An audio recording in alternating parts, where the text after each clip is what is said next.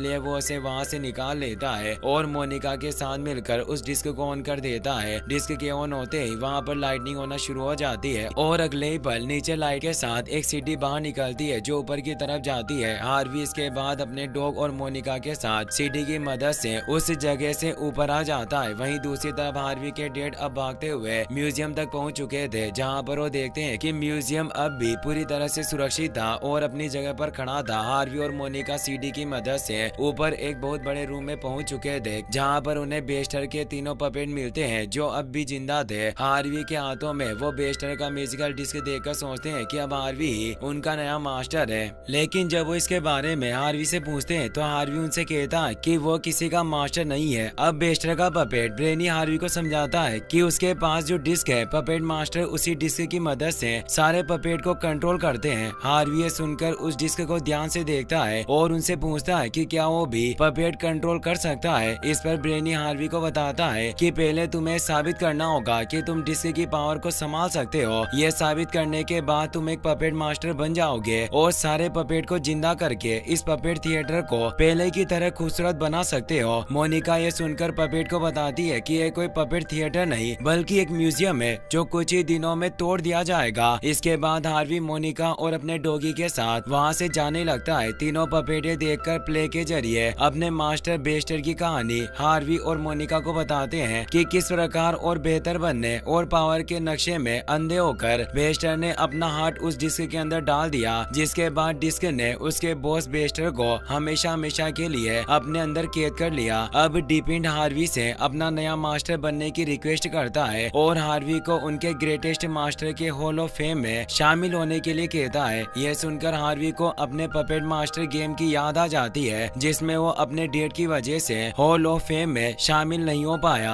Harvey अब उन puppet की मदद करने के लिए राजी हो जाता है। पपेट हार्वी से उस डिस्क को ऊपर एक जगह पर रखने के लिए कहते हैं, जिसके बाद डिस्क की पावर से थिएटर के सारे पपेट जिंदा हो जाएंगे। हार्वी को डिस्क के पीछे एक सीक्रेट बटन दिखाई देता है और जब वो उसके बारे में पपेट से पूछता है तो ब्रेनी हार्वी को उस बटन को दबाने से मना करता है, क्योंकि उस बटन को दबाने के बाद ही बेस्टर ने सब कुछ बर्बाद कर दिया था। अब हार्वी मैजिकल डिस्क को घुमाकर गलती से एक ड्रैगन पपेट को जिंदा कर देता है जो थिएटर के छत से नीचे गिरता है और वो अपने मुंह से आग भी निकाल सकता था। अब इससे पहले कि वो ड्रैगन तबाही मचाता, हार्वी डिस्क की मदद से उसे कंट्रोल करने लगता है जिससे कोई प्रॉब्लम नहीं होती। हार्वी ड्रैगन को कंट्रोल करके काफी खुश था। ब्रेनी हार्वी से उस मैजिकल डिस्क को ऊपर सही जगह पर लगाने के लिए कहता है। हार्वी के डैड भी उस जगह पर आ जाते हैं। हार्वी के डैड को वहाँ देखकर सारे पपेट छुप जाते हैं।